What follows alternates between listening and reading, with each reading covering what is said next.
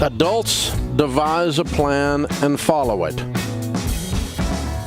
Children do what feels good. Thank God it's Friday. Oh God, it's Monday, says the guy who's struggling with money his whole life. Adults devise a plan and follow it. One definition of maturity is the ability to delay pleasure. The Bible says no discipline seems pleasant at the time, but it yields a harvest of righteousness.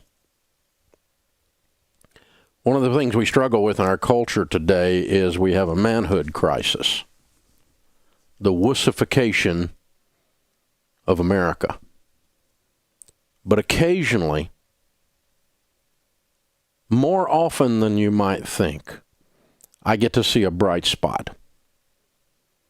You see, when a man puts the good of his wife, the good of his country, and the good of his children ahead of his own selfish, boyish desires, that's when we know he's a man, not a boy.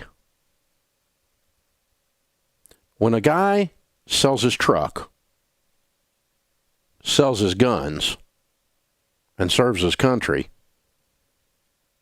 in order to take care of his wife and kid, in order to get out of debt, in order to prosper, that's what you call a man. Little boys stomp their foot with a red face and say, "I'm not selling my truck. I deserve this." You don't deserve anything unless you saved up and paid for it. You bought something you didn't deserve, and that's why you have debt. Adults devise a plan and follow it. Children do what feels good. That last debt-free scream, that guy's impressive. He took the initiative. He brought home the idea. He gently, carefully, with kindness and love, presented it to his wife. She bought in. The two of them together make a fearsome team. He sold his guns and his truck. And let me just tell you,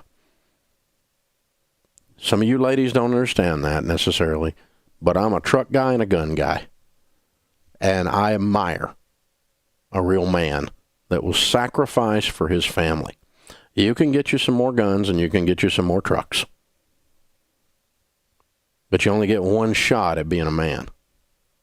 Well, that's probably not true. You probably could choose to do it tomorrow, I guess. You probably get a shot every morning. But you get a shot at being a grown-up. You know, some of the millennials call it, "I'm adulting now." Being an adult has become a verb. And that's true if you're a woman or a man, isn't it? Adults devise a plan and follow it. Children do what feels good. I meet men that are 18 years old. I meet men that are 65 years old. I meet selfish, little spoiled brats of all ages. And you do too, don't you? As a matter of fact, I've actually been both. Have you? I've been the guy. I want my stuff. I deserve it. You ever had a good wine party? I didn't say wine. I said wine. You want some wine, some cheese with that wine? Have you ever done that? I've done that. I used to think whining was a little known form of prayer. But something about the pain of going through losing everything with Sharon and I, and something about us saying, never again, and I don't ever want to be here again. Did you hear him say that? I don't ever want to be here again. I don't ever want to live like this again. Something about doing that grows you up, doesn't it? And it makes you a full-grown woman. It makes you a full-grown man, an adult. Adults devise a plan and follow it. Children do what feels good. Does that mean adults never do anything impulsive? No, it just means we plan our impulses. You know, if you'll quit taking random, stupid, tiny little road trips, you could take a world-class cruise with what you spent on all that stuff. if you quit buying cars you can't afford, you can have some nice cars. You quit. You follow me? I mean, this is really not rocket science, people. But it just struck me, that guy, our last debt-free screamer there. I run into him occasionally. I remember the first time that happened many, many years ago. I was teaching Financial Peace University with an overhead projector and a bad suit. I used to teach it live. And we gathered in a circle after I taught the lesson. And this great big old guy, he was a country boy from Kentucky. And he must have been probably 6'6", 6'7", and just solid.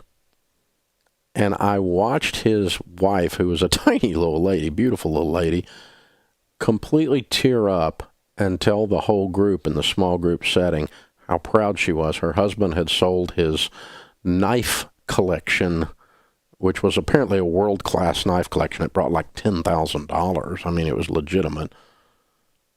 Let me tell you, if you're a good old boy from Kentucky, you sell your knife collection to take care of your family, for your family to get out of debt. You know what that means? It means you're a man.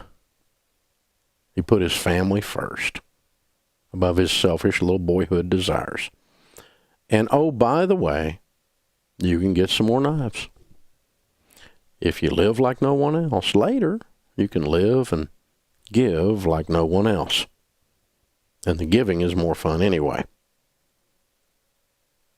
But it is the answer to some of the things that are bothering our culture right now. Most people are so worried about their own needs and their own rights rather than worried about others.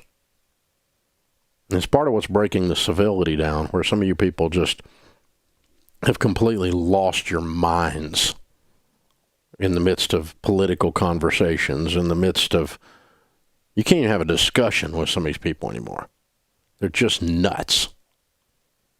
And all of that has to do with selfishness and fear instead of serving and strength. Think about it. It'll come to you. Adults devise a plan and follow it. I got a hold of a piece of research several years ago, probably about 15 years ago, when I was continuing to grow and work on this idea of teaching people how to handle money. And this show was getting very popular. And I remember the research that said that the typical person who is wealthy, when they make a purchase decision, when they make any decisions with money, matter of fact, when they make almost any decisions, they think about how it's going to impact their lives 10, 20, 30, 40 years from now. Broke people think about Friday. Living for the weekend. Oh, that's kind of cute, but it's pretty adolescent. And isn't it kind of, is there anything uglier than a 58-year-old party animal? I mean, living for the weekend. I guess that's okay if you're 18, but when you're 58, isn't it time to grow up? And isn't it really at 18, it isn't time to grow up? I mean, you're not 13 anymore. Think about it, folks. We worship youth in this culture instead of wisdom. Perfect hair instead of gray hair. But maybe there's something lost when we do that. Think long term.